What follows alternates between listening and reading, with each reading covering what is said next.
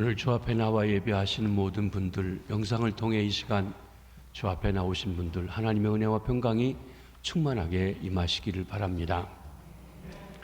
오늘은 로마서 후반부 16번째 시간으로 본문을 통해 핑계할 수 없습니다라는 제목으로 말씀을 드리려고.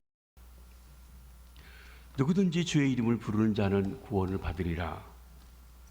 로마서 10장 13절 말씀은 로마서에 나타난 가장 위대한 규절 중에 하나입니다. 누구든지 주의 이름을 부르는 자는 구원을 얻으리라. 이는 우리 인간들에게 주신 놀라운 복된 소식입니다. 누구든지 예수를 입으로 시인하고 마음으로 믿으면 구원을 받습니다. 유대인이나 이방인이나 남자나 여자나 노인이나 젊은 사람이나 많이 배운 사람이나 못 배운 사람이나 흑인이나 백인이나 한국 사람이나 일본 사람이나 차별이 없습니다. 구원 얻기 위해 하늘에 올라가서 그리스도를 내려오시게 할 필요도 없습니다. 음부에 가서 그리스도를 다시 부활시킬 필요도 없습니다. 구원은 굉장히 어렵고 멀고 힘든 것처럼 느껴지지만 결코 그렇지 않습니다.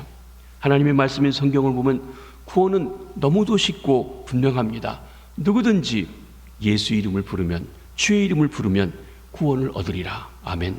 그렇습니다. 하나님이 보내주신 독생자 예수 그리스도의 이름을 부르는 자는 구원을 받습니다. 구원이 이렇게 쉽고 분명하고 간단한 것인데 왜 많은 사람들이 구원의 길에서 머뭇거리고 들어서지 못하는 것일까요? 먼저 생각해 볼 수 있는 것은 사람이 복된 소식을 듣지 못하면 구원을 얻을 수 없다는 것입니다. 우리도 그렇죠. 듣지 못했을 때는 그것이 구원의 길인지 알 수가 없고 그 길을 찾을 수가 없었던 것입니다. 그러기에 먼저 믿은 우리는 이 복음을 전해 주어야 합니다. 여기에 핑계할 수가 없습니다. 먼저 복음 전도는 그런 면에서 핑계할 수 없습니다. 복음을 전해 주어야만 합니다. 사도 바울은 본문 14절부터 15절까지 해서 4가지 질문을 던지는 형식으로 왜 복음을 전해 줘야 하는지, 왜 복음 전도는 핑계할 수 없는지 우리들에게 말씀해 주고 있습니다. 첫 번째 질문입니다. 그런즉 저희가 믿지 아니한 이를 어찌 부르리요? 누구든지 예수 그리스도의 이름을 부르는 자는 구원을 얻으리라고 했습니다. 단순합니다. 간단합니다. 하지만 믿어지지 않는데 어찌 부를 수가 있겠습니까? 예수 그리스도의 이름을 부르기 위해서는 먼저 마음으로 믿어지는 것이 필요합니다. 예수님이 나를 위해 십자가에 못 박혀 죽으시고 내 죄를 사하셨으며 3일 만에 죽음에서 다시 살아나셔서 우리 죽음의 문제를 해결해 주시고 우리를 하나님 자녀 삼아주시는 길을 예비하셨다는 그 사실이 믿어져야 내가 예수를 주라고 부를 수 있고 모셔드릴 수가 있는 것입니다. 믿지 않는 사람이 어떻게 예수를 주님이라고 부를 수 있겠습니까? 예수 이름을 부르고 또 예수를 입으로 시인하려고 하는 것은 그가 예수를 믿는다는 것을 의미하는 것입니다. 두 번째 질문입니다. 듣지도 못한 일을 어찌 믿으리요?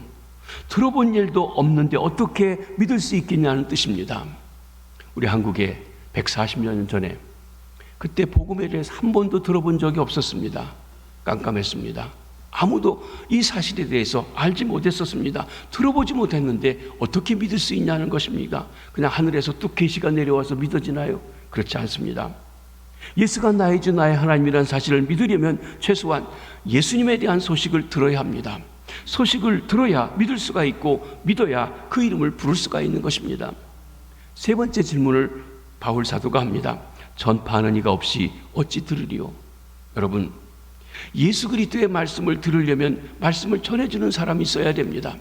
140년 전에 우리나라에도 지구상에서 아주 보잘것없고 알려지지도 않았던 작은 나라, 보잘것없는 그 땅에 미국에서, 가나다에서, 영국에서, 호주에서 선교사님들이 와서 전해주었습니다. 관심 없어 하는 그들에게 전해주었습니다. 우리는 이런 사람들을 가리켜 메신저라고 이야기합니다. 소식을 전하는 사람입니다. 메신저가 있어야 메시지를 들을 수가 있습니다. 누군가 전해주는 사람이 있어야 말씀을 듣게 됩니다. 말씀을 들어야 믿음이 생깁니다. 믿음이 생겨야 예수 이름을 부르게 됩니다. 예수 이름을 불러야 우리가 구원을 얻게 되는 것입니다. 네 번째 질문입니다. 보내심을 받지 아니하였으면 어찌 전파하리요? 메신저가 메시지를 전한다고 가정해 보십시오. 그 메신저는 스스로 거저 이야기하는 사람이 아니라 누군가에 의해서 보냄받은 사람입니다. 마치 우리나라에서 대사를 각 나라에 파송하듯이 하나님께서는 저와 여러분 우리를, 먼저 예수를 믿은 사람들을, 예수님을 주라고 알고 있는 우리들을 하늘나라의 대사로 지금 세상에 우리 이웃들에게 보내시는 것입니다. 보내심 받지 않았는데 누가 갈 수 있겠습니까? 아마 그러면 여러분들이 이런 질문을 하실 수 있을 것입니다. 목사님, 맞습니다.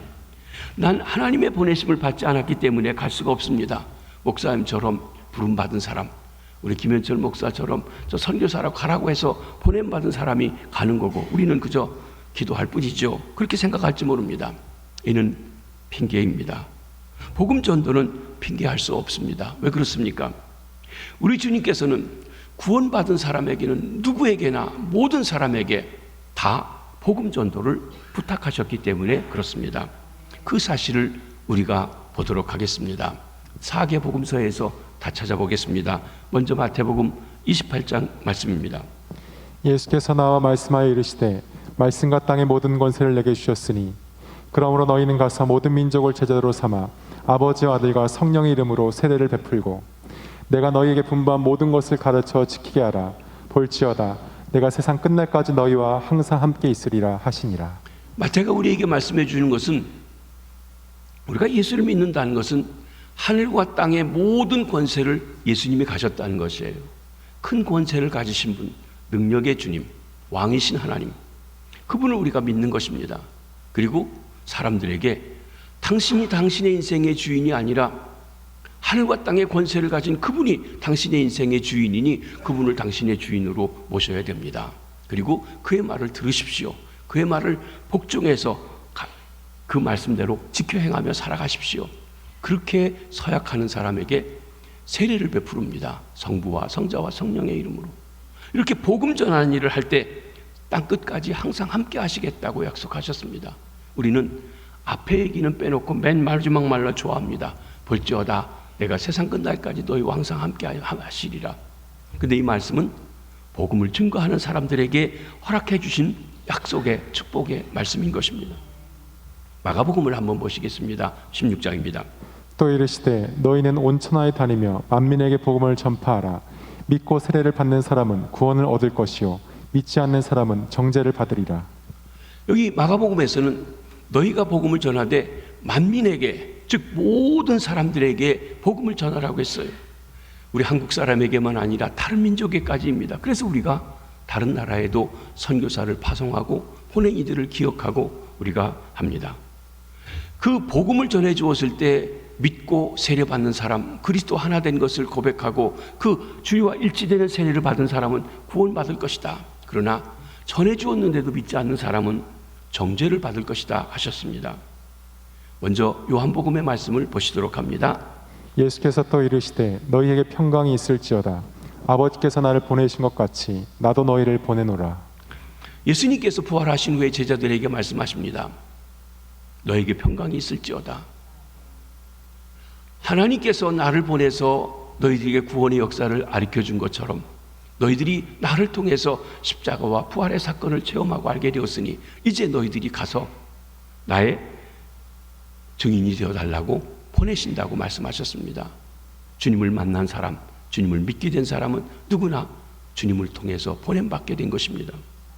누가복음과 사도행전은 연결되어져 있는데 누가복음의 연결이 사도행전에 이렇게 기록되고 있습니다. 오직 성령이 너희에게 임하시면 너희가 권능을 받고 예루살렘과 온 유대와 사마리아 땅끝까지 이르러 내 증인이 되리라 하시니라.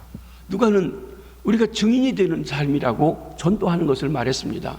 예수 사건의 증인입니다. 사건을 체험한 사람이 그 사건에 대해서 증언하는 것으로 그 전도하는 것을 말씀하고 계십니다. 그런데 범위를 구체적으로 말씀하십니다. 예루살렘, 내 삶의 현장입니다. 우리로 하면 김해 이렇게 얘기할 수 있겠죠. 그 다음에 온 유대, 아마 경남 지역 이런 입니다. 또 사마리아, 인종적인 갈등이 있는 사람, 외국인들, 북한 땅, 또 이런 지역입니다. 땅끝까지. 그러나 우리나라를 넘어서 다른 나라에까지. 그래서 선교사님들이 해외로 전혀 가보지 않았던 나라로, 인종과 문화와 습관이 다른 나라로 할 수 있게 하셨습니다. 그런데 한 가지, 이런 체험을 하고 갈 때 하나님께서 그냥 보내신 것이 아니라 성령이 임하실 것이라고 했어요. 성령 없이 가지 말라고 했습니다. 성령이 임하실 때까지 너희가 예루살렘을 떠나지 말라. 성령이 임하셔서 너희들에게 말씀하실 때 그 일을 감당하라고 말씀하신 것입니다. 다른 말로 하면 저와 여러분이 성령을 통해 예수를 주라고 고백하고 성령의 능력 가운데 살아간다면 바로 또한 우리 삶의 현장에서 예루살렘이든 유다든지 아니면 사마리아든지 땅끝이든지 어디서든지 이 사역을 감당하라고, 증인된 삶을 살라고 말씀하신 것입니다. 기독교 역사를 살펴보게 되면 놀라운 것은 초대교회 이후 1780년대에 이르기까지 선교에 관한 한 전 지구상의 교회가 눈을 닫고 있었습니다. 선교에 대해서 깜깜했습니다. 물론 그 중에 소수의 사람들이 선교하기도 했었습니다. 그러나 전 교회적으로 볼 때 선교가 얼마나 중요한지를 깨닫지 못했습니다. 복음을 전하고 선교하는 일은 1세기로부터 시작해서 1700년대까지 깜깜한 암흑시대이었습니다. 그러던 1787년 어느 날 영국의 한 젊은이가 구원을 받게 되었습니다. 그는 너무 기쁜 나머지 성경을 열심히 읽게 되었습니다. 성경 공부를 하게 되었습니다. 그러면서 성경의 매 페이지에마다 하나님이 들려주시는 말씀을 듣게 되었는데 그 속에서 복음을 전해야 된다 하는 선교의 책임을 강조하고 있는 것을 깨닫게 되었습니다. 가슴이 벅차올랐습니다. 매우 단순한 마음을 가지고 있었던 이 청년이 기도하기 시작했습니다. 하나님, 아직 한 번도 복음을 듣지 못한 이 지구상의 많은 사람들에게 저를 보내어 주시옵소서. 복음을 전하게 해 주시옵소서. 나를 써 주시옵소서. 그는 구체적으로 세계 지도를 만들어 놓고 복음을 한 번도 접하지 못한 지역을 표시하면서 그들을 위해서 기도하고 나갈 준비를 하게 되었습니다. 그뿐 아니라 하나님이 자기를 어느 지역에 보내실 것인지 생각하며 외국어를 배우고 그 나라 문화를 배우며 그 나라를 갈 준비를 하게 되었습니다. 그는 단순히 구두 수선공이었습니다. 구두 수선공으로 일하고 있었던 이 젊은이는 너무나 가슴이 뜨거워서 한 번은 목사님들의 모임에 찾아가게 되었습니다. 그리고 이렇게 말합니다. 목사님들, 제가 성경을 읽어보니까 선교해야 합니다. 선교하라고 하십니다. 그러자 그 자리에 있었던, 참석하고 있었던 영국의 유명한 신학자였었던 리랜드 박사님이 다음과 같이 소리쳤다고 합니다. 젊은이 안께, 하나님께서 이방인들을 구원하시기 원하신다면 자네가 없어도 얼마든지 하실 수 있다네. 그런 광신자 같은 소리는 말개나 핀잔같이 듣게 되었습니다. 이 젊은이는 어쩔 수 없이 그 자리에 앉을 수밖에 없었습니다.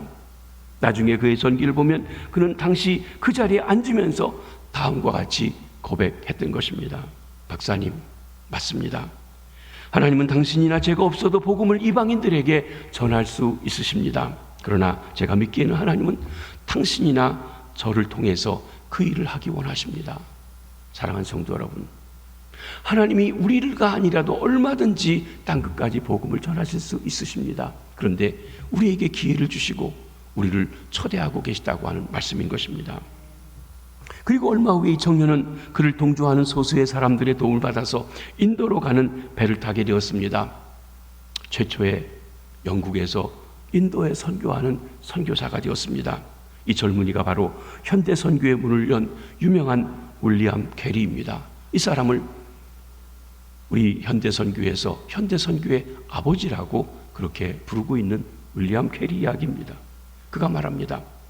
가지 않는다면 누가 복음을 전할까? 전하는 사람이 없다면 어떻게 들을 수 있을까? 듣지 못한다면 어떻게 믿을 수 있을까?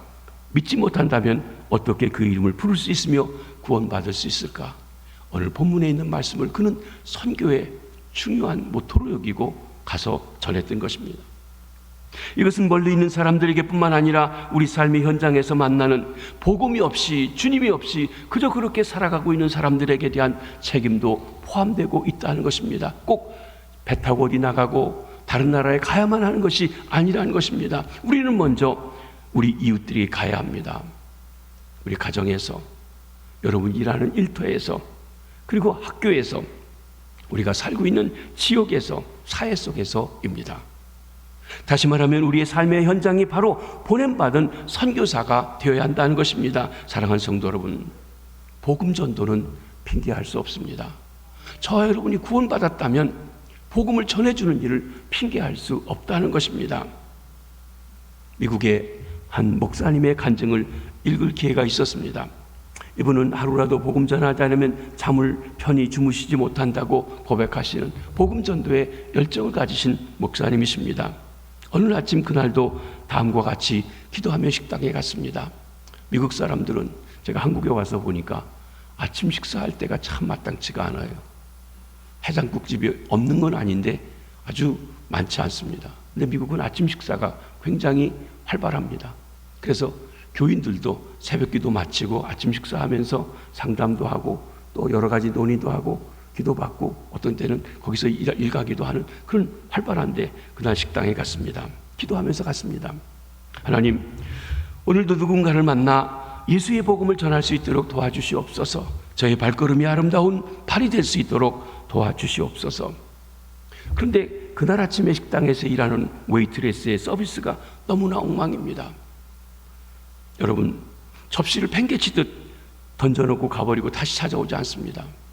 사실 한국에 오니까 이 서비스라는 게 없어요. 갖다 주면 다시 오지 않아요. 이게 꾹 눌러가지고 벨을 눌러야 이제 와서 뭐 달라고 하면 주는데 미국엔 벨이 없습니다.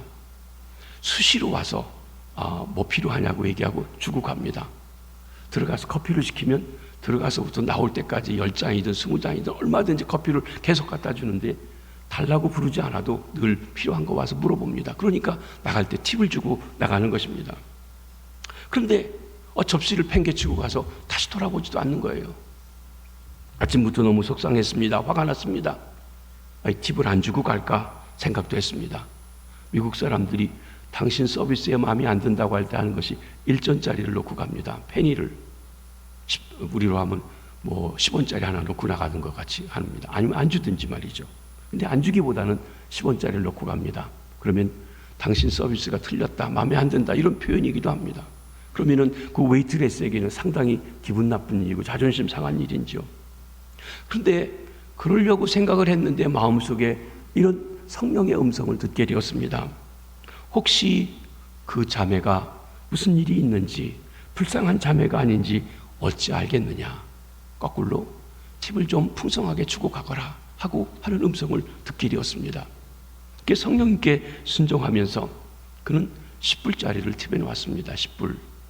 우리 뭐 10,000원짜리 이렇게 생각할 수 있겠죠. 12,000원 가까이 가치가 됩니다. 아침 식사를 하고 아침 식사는 대개 한 10% 정도 팁을 놓으면 1불, 하나 2불 정도만 줘도 되는데 10불을 놨으니까 상당히 많은 것을 놓아준 것입니다. 특별한 것입니다. 막 나오는데 그 웨이트가 따라오면서 이렇게 말합니다. 선생님, 돈을 잊어버리고 가신 것 아닌지요? 그래서 그는 예, 팁입니다 라고 했더니 웬 팁을 이렇게 많이 주냐고 이야기합니다. 그래서 이분이 대답을 했습니다.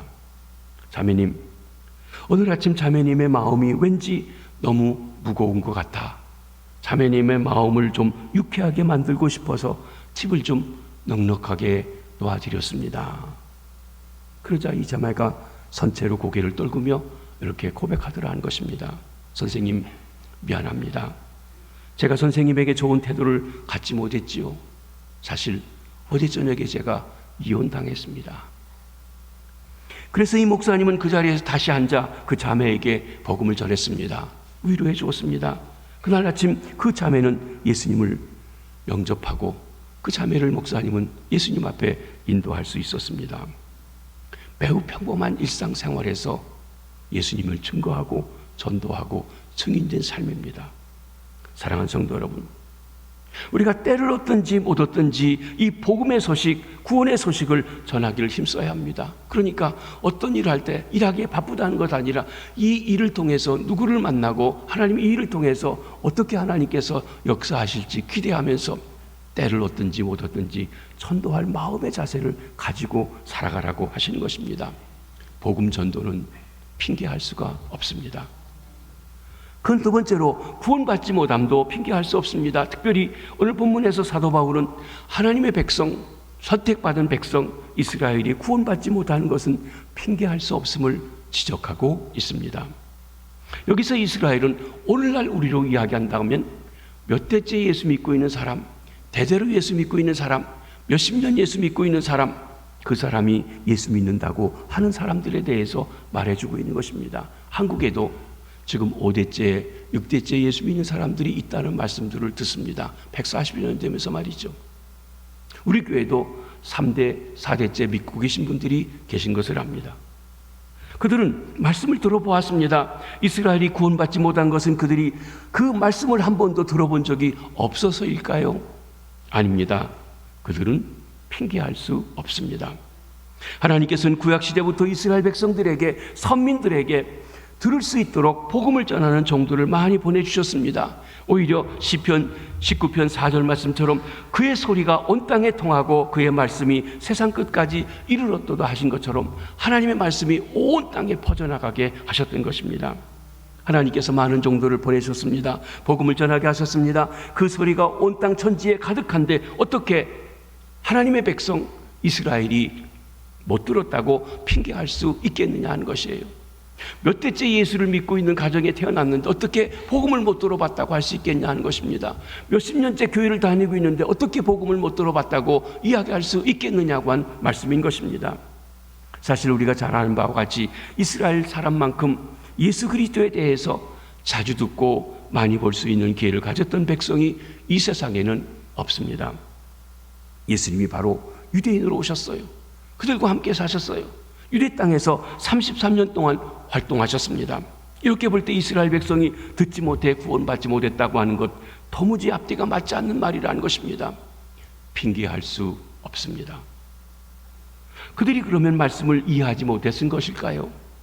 이스라엘이 구원받지 못함에 대해서 듣지 못해서가 아니라면 혹 그들이 말씀을 들었지만 이해하지 못해서가 아닐까요? 하는 질문이 생긴다는 것입니다. 이에 대해서 사도 바울도 또 말합니다. 핑계할 수 없습니다. 왜냐하면 유대민족처럼 말씀을 잘 깨달을 수 있는 은혜 받은 백성이 없기 때문에 그렇습니다. 그들은 율법을 가지고 있었습니다. 하나님을 잘 알고 있었습니다. 많은 선지자들을 가지고 있었습니다. 위대한 믿음의 조상들이 그들의 가문에 있었습니다. 하나님을 섬기기 좋은 종교적인 분위기 속에서 자라났다는 것입니다. 우리로 이야기한다고 하면 어떻습니까? 몇 대째 분위기 속에서 자라나면서부터 이 종교적인 분위기 속에 자랐다는 것입니다. 그런 사람들이 말씀을 깨닫지 못해서 이해하지 못해서 못 믿었다고 하는 것은 억지 구실에 불과하다고 하는 것입니다. 이 사실을 설명하기 위해서 사도 바울은 모세의 글과 이사야의 글을 인용하고 있는데 먼저 모세의 글을 인용하고 있습니다. 19절 말씀을 보십니다. 먼저 모세가 이르되 내가 백성 아닌 자로서 너희를 시기하게 하며 미련한 백성으로서 너희를 노엽게 하리라. 이 말씀은 신명기 32장 21절 말씀에서 인용한 것입니다. 나도 백성이 아닌 자로 그들에게 시기가 나게 하며 어리석은 민족으로 그들의 분노를 일으키리로다. 유대인은 하나님이 택한 백성입니다. 우리가 아시는 바처럼 말이죠. 특별한 백성입니다. 그런데 이방인, 하나님이 없는 백성을 이방인이라고 했어요. 그럼에도 불구하고 이렇게 미련한 이방인들은 복음을 듣자 회개하고 믿게 되었습니다. 그런데 조생 때부터 대대로 특별하게 선택되어 온 하나님을 섬겨온 유대인들이 무슨 말인지 몰라서 못 믿었다는 것, 논리상 이해가 되지 않는다는 것이, 우리식으로 하면 우상집의 아들이 예수를 믿는데 대대로 믿는 집안의 자녀가 이해가 안 돼서 못 믿었다, 말이 되냐는 것이에요. 20절의 말씀을 한번 보시면 여기서는 이사야의 글을 인용하고 있습니다. 이사야는 매우 담대하여 내가 나를 찾지 아니한 자들에게 찾은 바 되고 내게 묻지 아니한 자들에게 나타났노라. 이 말씀은 이사야서 65장 1절 말씀을 인용하고 있습니다. 나를 찾지 아니하던 자에게 찾아냄이 되었으며. 나를 찾지 아니했다. 여러분, 이방인들이 하나님을 모르게 찾지 않았습니다. 이방인들은 하나님을 구하거나 찾지 않았습니다. 그들은 우상 숭배자였습니다. 얼마나 어두운 백성이었습니까? 누구 이야기가 아닙니다. 우리 민족, 아니 저와 여러분의 이야기였습니다. 140여 년 전 우리, 아니 제 경우에도 보면 제가 주님을 알기 전에 시골에서 우리 할머니 할아버지들 했던 일들을 보게 되면 여러분, 고사를 늘 지내죠. 장독에다가 떡 갖다 놓고 했죠. 화장실에도 갖다 놓는 것도 보았습니다. 길거리 사거리에다가 놓습니다. 거목나무 밑에가 떡씨를 갖다 놓았습니다. 지성이라고 물을 떠나놓고 빌기도 합니다. 뭔가를 찾고 있지만 하나님을 섬기지 않는, 하나님에 대해 전혀 알지 못했습니다. 그런 우리 민족이 140여 년의 선교사들이 와서 피 흘리면서 성경을 전해주고 복음을 전해줬을 때 한 사람 한 사람씩 믿어서 지금 온 세계가 주목할 만큼 빠른 속도로 복음을 믿고 그리고 놀라운 부흥한 한국교회가 되었습니다. 그렇습니다. 우리가 어두운 백성이었지만 복음의 놀라운 역사가 이루게 되었습니다. 이방인들이 이렇게 믿었습니다. 그럼에도 불구하고 결국 그들은 복음을 듣고 예수를 믿는 거룩한 백성이 되었습니다.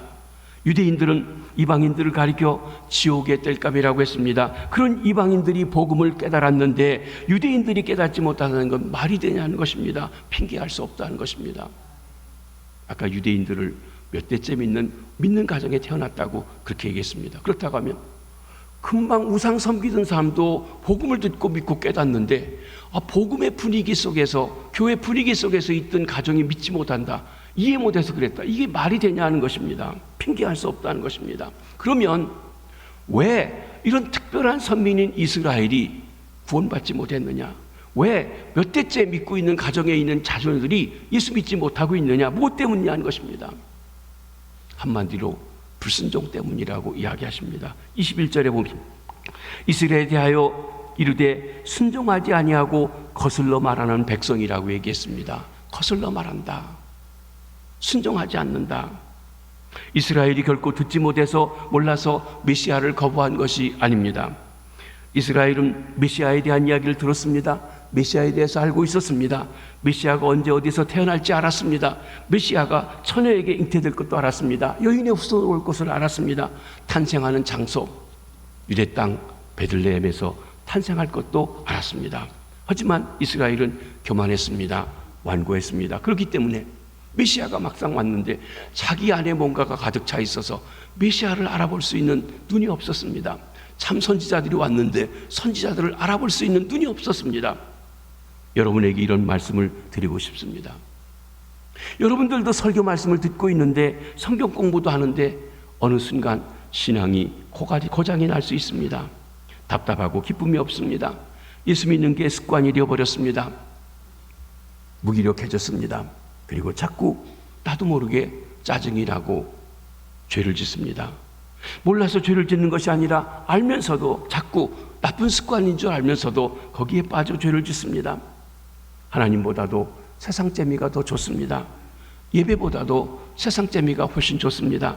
자기 영혼이 감옥에 갇힌 것 같은 그런 느낌을 들 때가 있습니다. 왠지 믿음이 강팍합니다. 이스라엘이 바로 그런 경우였어요. 종교적인 분위기에서 몇 대째 하나님을 얘기하고 예배한다고 했는데 그렇습니다. 교회는 다닌다고 했습니다. 직분도 받았습니다. 그런데 나도 구원받았다고 했는데 자꾸 그 구원받은 주님 안에서의 삶이 아니라 맹맹하고 답답한 것으로 바뀌어가고 있다는 것입니다. 이스라엘이 하나님을 알았습니다. 율법도 할례도 약속도 알았습니다. 그들에게 믿음의 좋은 조상들도 있습니다. 그렇지만 그들의 마음이 강팍해졌습니다. 그래서 순종하지 아니합니다. 거슬려 말합니다. 자꾸 하나님의 말씀의 본질보다는 지엽적인 것에 대해서 붙잡고 늘어지면서 하나님을 거스립니다. 참종들이 와서 말씀을 전해도 들려지지 않습니다. 우리는 교회를 오래 다니면서도 마음이 강팍해질 수 있다는 것입니다. 이럴 때 사람들은 변명합니다. 죄인은 자신의 허물을 볼 수가 없습니다. 다른 사람들의 실수나 허물은 잘 비판하지만 자신들의 허물에 대해서는 굉장히 관대합니다. 이런 사람일수록 변명과 핑계가 많습니다. 사랑하는 성도 여러분, 혹 여러분이 신앙생활을 변명하고 핑계하고 있음을 발견한다면 내 신앙에 위험한 빨간불이 켜져 있다고 하는 것, 깜빡거리고 있다는 것 깨달으시기 바랍니다. 내 입에 자꾸 불평이 나오고 거스름 말이 나온다면 내 신앙에 문제가 있다. 내가 몇 대째 믿는 게 문제가 아니라 내 직분이 무엇이냐가 문제가 아니라 내가 지금 하나님 앞에 바로 있지 못하고 있다고 하는 것을 깨달으셔야 된다는 것입니다. 자기 허물을 보는 사람은 남의 허물에 대해서 야단하지 않습니다. 자기 허물이 보이지 않기 때문에 남의 허물에 대해서 야단치는 것입니다. 자기는 바로 하고 있는 것처럼 보여진다는 것입니다. 이때 돌이키셔야 합니다. 이때 하나님의 경고를 깨닫고 회개하며 주 앞에 나가셔야 합니다. 자신을 돌아볼 수 있는 시간이 되시길 바랍니다. 이스라엘은, 선민은 대대로 하나님을 믿고 있는 그 백성들은 자기들의 허물을 보는 눈이 없었습니다. 자기들의 강팍함을 볼 수 있는 눈이 그들에게 없었습니다. 자신들의 오만함을 깨닫는 눈이 그들에게 없었습니다. 그래서 복음을 거부했습니다. 메시아가 오셨을 때 알아보지 못했습니다. 오히려 그를 십자가에 못 박아 죽이는 것이 마땅한 자로 그렇게 받아들였습니다. 거짓 선지자들의 말을 오히려 좋게 들었습니다. 참 선지자의 말을 듣지 않았습니다. 오히려 그들을 순교시키고 죽게 만들었습니다. 그러나 우리 하나님은 이런 이스라엘에 대해서 어떤 태도를 취하고 계신가요? 21절 말씀입니다. 이스라엘에 대하여 이르되 순종하지 아니하고 거슬러 말하는 백성에게 내가 종일 내 손을 벌렸노라 하였느니라. 신실하신 하나님, 좋으신 하나님, 그 하나님께서는 여전히 그런 이스라엘 백성이 구원받기 위해서 하나님 앞에 돌아오기를 기다리고 계신다고 그랬습니다. 하나님은 오늘도 어서 돌아오라, 어서 돌아오라 손을 벌리고 기다리신다는 것이에요. 그러나 이들은 여전히 돌아오지 않고 있습니다. 소수의 유대인들을 제외하고는 아직도 율법을 지키는 행위로 구원받을 수 있다고 생각합니다. 우리는 유대인이다, 선택받은 백성이다, 이방인들과 다르다, 우리는 하나님의 백성이다, 이런 자부심을 가졌는데 하나님의 길을 알지 못한 채 오만방자한 가운데 스스로 있다고 하는 것입니다. 얼마나 안타까운지요. 이 사실을 사도 바울이 보면서 자기 민족을 보는 거예요. 아니, 자기 자신이 그랬던 그 모습을 보면서 안타까운 가운데 지금 말하고 있는 것입니다. 그런데 하나님은 계속 기다리고 계십니다. 마치 온종일 떼약볕에 서서 자식이 회개하고 돌아오기를 기다리는 아버지 같이 손을 벌리고 기다리고 있다는 거예요. 얘야 빨리 와라, 빨리 와라 하고 말이죠. 여기 할머니, 할아버지들 손주가 예뻐서 얘야 이리 오라 하는데 등 들리고 돌아가면 어떻습니까? 무안하죠. 근데 무안한데도 얘야 그러지 말고 빨리 와, 이리 와, 내가 너 안아줄게 하고 지금 벌리고 있는 것처럼 우리 주님은 기다리고 계십니다. 마치 집 나간 탕자를 기다리는 아버지, 동구 밖을 멀리 목을 빼고 기다리면서 이놈이 이때쯤은 돈 떨어져서 올 텐데 이제 올라나 안 올라나 하고 늘 기다리는 그 마음처럼 기다리고 계시다는 것입니다. 혹시 여러분 중에 이스라엘 백성처럼 예수는 오래 믿었지만 실족하고 상처를 입어 하나님 앞에 순종하지 못하고 거슬려 말하며 살고 계신 분은 아니 계십니까?